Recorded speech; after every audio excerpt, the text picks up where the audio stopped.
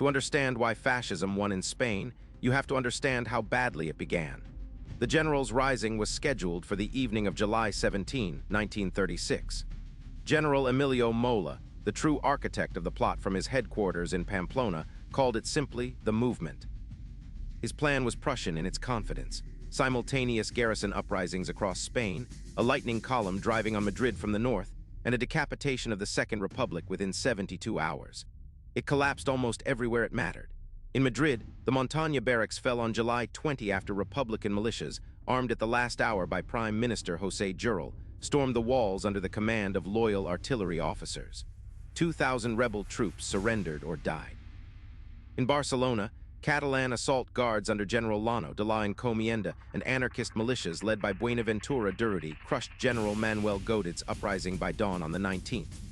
Goded himself was captured, forced to broadcast his surrender over the radio, and later shot. In Valencia, in Malaga, in Bilbao, in the great industrial belt of the Basque Country and Asturias, the coup was strangled at birth. By July 21, the rebels held Old Castile, Navarre, parts of Aragon, Galicia, Seville, and a scattering of provincial capitals. The Republic held Madrid, Barcelona, the entire Mediterranean coast, the Basque industry, the gold reserves of the Bank of Spain, the fourth largest in the world at the time, most of the navy, and roughly two-thirds of the peninsula's population. On paper, the war was already decided. But here is what the history books often flat. The most professional formation in the Spanish military was not on the peninsula at all. It was in Morocco. The Army of Africa, 24,000 soldiers of the Spanish Foreign Legion and the regulars, the Moroccan colonial infantry, was the only battle-hardened, combat-experienced force in Spain, veterans of the brutal Rif War against Abd el-Krim in the 1920s. Their commander, as of July 19, was Francisco Franco. And they were separated from the Spanish mainland by 9 miles of water controlled by a Republican navy whose sailors had mutinied against their officers and shot most of them. Franco had the best troops in Spain. He simply could not get them to Spain. That was the situation on July 20. The war should have ended right there. What happened next is arguably the single most consequential 90 days of the 20th century for the history of air power. And most military histories still underrated. Franco sent 2 emissaries out of Teheran on July 22. Louis Ballin flew to Rome to beg Mussolini for aircraft. Adolf Langenheim and Johannes Bernhardt, 2 local Nazi party members, flew to Berlin and reached Hitler in Bayreuth on the night of July 25 during the Wagner Festival. Hitler read Franco's letter after a performance of Siegfried. He improvised. He committed 20 Junkers Ju-52 transport aircraft, 6 Heinkel He-51 fighters, 85 German personnel and anti-aircraft guns, all under a cover organization called HISMA. Mussolini, initially reluctant, followed within days with 12 Savia Marchetti SM-81 bombers, of which 9 reached Spanish Morocco after a disastrous ferry flight that killed several Italian pilots in the desert. On July 29, 1936, the first Ju-52 lifted off from Teheran and landed at Jerez de la Frontera carrying 20 legionnaires. It was the opening flight of the first strategic military airlift in history, 28 years before the Berlin airlift and 32 years before the Israeli airlift of Six-Day War victory. Between late July and mid-October, roughly 20,000 troops of the Army of Africa were flown across the Strait of Gibraltar, along with over 270 tons of equipment. Another 8,000 crossed by sea after the German cruiser Deutschland and Italian aircraft intimidated the Republican fleet away from the strait in early August. If this is landing, save this video. You will want to come back to this one. Consider what this meant in tactical terms. The Republic's naval blockade, which the Republic controlled, which should have been decisive, was neutralized not by ships but by the air.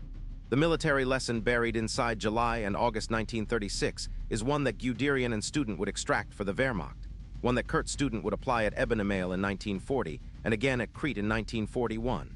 Air mobility can overturn geographic reality. Franco's airlift did not just move troops. It broke the strategic logic that had condemned his coup to failure. The Army of Africa under Colonel Juan Yagu then executed one of the fastest advances of the interwar period. From Seville, Yagu's column moved north through Extremadura, taking Mérida on August 11 and Badajoz on August 14. At Badajoz, after breaching the walls with dynamite, legionnaires and regulars massacred an estimated 1,800 to 4,000 Republican militiamen and civilians in the bullring, an atrocity meant to terrorize the countryside into submission. It worked. Villages surrendered before columns arrived.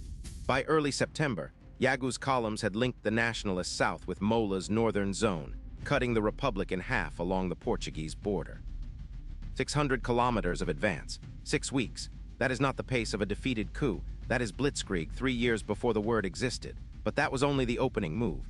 What happened at the gates of Madrid defied every rule of insurgent warfare. By early November 1936, Franco's columns stood at the western suburbs of Madrid. The government had fled to Valencia on November 6. Every foreign observer expected the capital to fall within 72 hours. It did not. Here is what most narratives leave out. The Republic in its darkest hour received 2 lifelines that reset the war.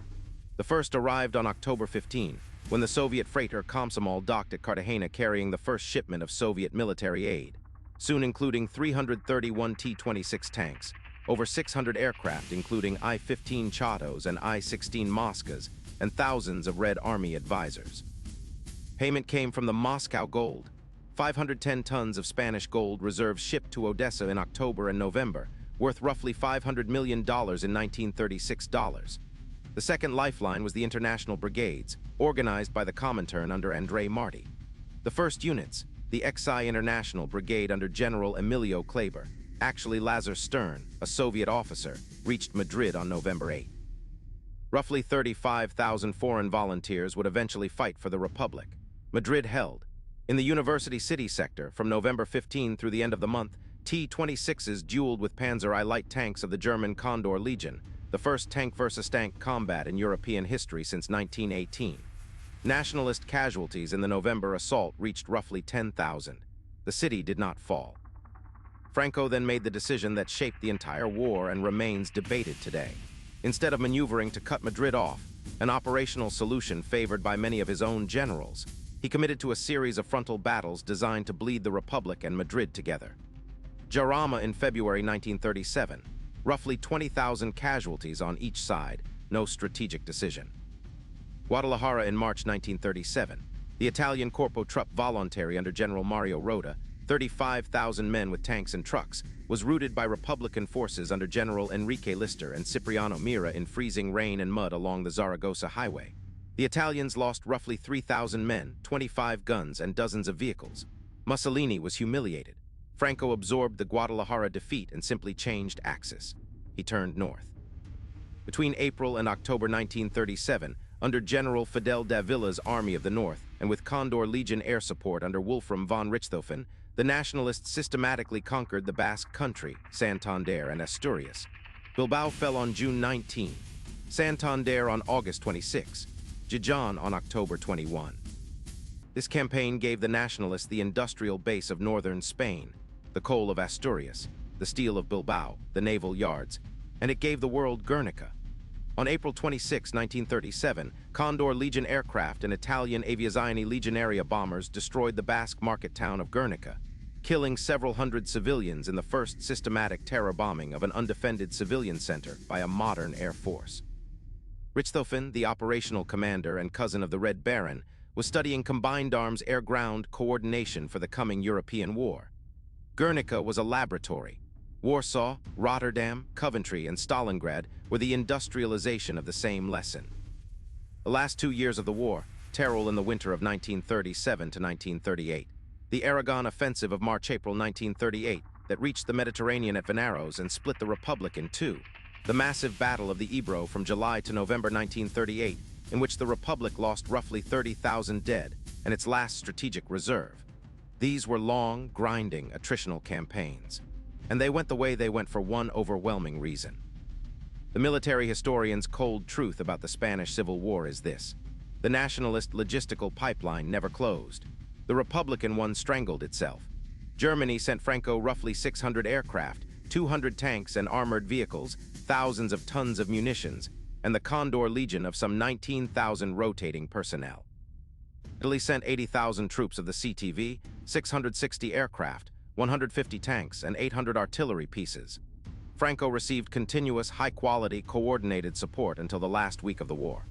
The Republic received Soviet aid until roughly mid-1938, and then Stalin, reading the diplomatic weather in Munich and preparing his own accommodation with Hitler, began to disengage.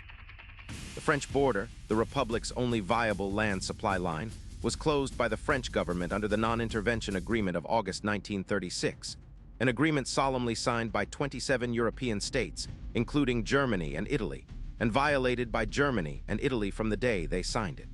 Britain enforced non-intervention against the Republic and looked away as Franco was armed. This was not neutrality. It was, in effect, a one-sided arms embargo against the elected government of Spain. On March 28, 1939, nationalist troops entered Madrid without firing a shot. Colonel Segismundo Casado, a Republican commander, had already overthrown Prime Minister Juan Negrin in a last coup, trying to negotiate a surrender Franco had no intention of granting. On April 1, Franco declared the war ended. Roughly 500,000 Spaniards were dead. Another 500,000 would go into exile. The military lessons of 1936 to 1939 were extracted immediately. The Wehrmacht studied the Condor Legion's after-action reports on combined arms warfare, dive bombing coordination, and radio-directed close air support.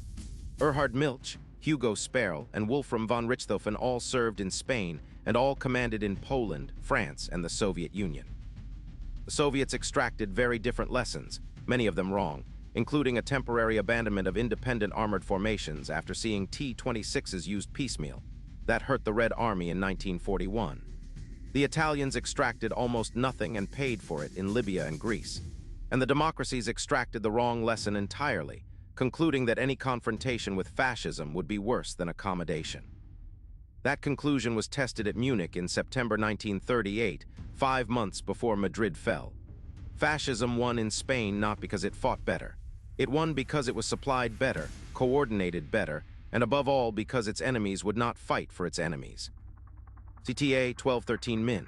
If you want the military decisions that shaped the 20th century broken down like this, the airlifts, the terror bombing doctrines, the campaigns that professionals still study, subscribe and hit the bell icon. New battle every Wednesday. And drop this in the comments. If you had commanded the Republican forces in July 1936, would you have gambled everything on holding Morocco or fortified Madrid and let Franco come to you? Which side do you think had the better strategy? Outro 1315 Min. The lesson of Spain 1936 is not that fascism was militarily superior. It was not. Guadalajara proved that. Madrid proved that. The Ebro proved that Republican soldiers could fight to the last cartridge against superior air power. The lesson is that industrial war is a supply problem before it is a battlefield problem, and diplomatic isolation kills armies faster than bullets. Franco understood this. Mola understood it when he coined the phrase, the fifth column, the enemy already inside the walls. And Adolf Hitler understood it best of all. Every panzer division that rolled into Poland in September 1939 had been rehearsed, in doctrine and in personnel on the plains of Aragon and in the skies over Guernica. Spain was not a sideshow. Spain was the dress rehearsal. If this one hit, my next video is on the Condor Legion's operations at Guernica and the terror-bombing doctrine that flew from Spain to Warsaw to Coventry, the campaign that turned air power into a weapon aimed not at armies, but at civilians. You will not see the Blitz the same way again. In July 1936, a military coup against the Spanish Republic failed almost everywhere it mattered. 6 weeks later, General Francisco Franco was winning a war he should have already lost. This is the military history of how fascism won in Spain, the first strategic airlift in history, the German and Italian intervention that reshaped modern warfare, the Republican Navy that lost control of 9 miles of water, and the diplomatic betrayal by the Western democracies that sealed the Republic's fate. Featuring the Army of Africa's advance under Colonel Juan Yagu, the Battle of Madrid and the International Brigades, the humiliation of Mussolini's CTV at Guadalajara in March 1937, the Condor Legion's terror bombing of Guernica on April 26, 1937, and the final catastrophe on the Ebro in 1938. This is the war that rehearsed the Second World War. Every panzer tactic, every dive bomber doctrine, every civilian bombing campaign of 1939-1945 was tested here first. Timestamps 0000, the Republic that was already winning 01, 30 Section 1. The coup that didn't work 0400 Section 2. The airlift that changed the world 0700 Section 3. Madrid, Guadalajara, Guernica 10, 00 Section 4. Non-intervention and the final betrayal 1230, the military lessons of 1936 sources. Standard military histories of the Spanish Civil War including Beaver, Preston, Thomas, and the Condor Legion After Action archives.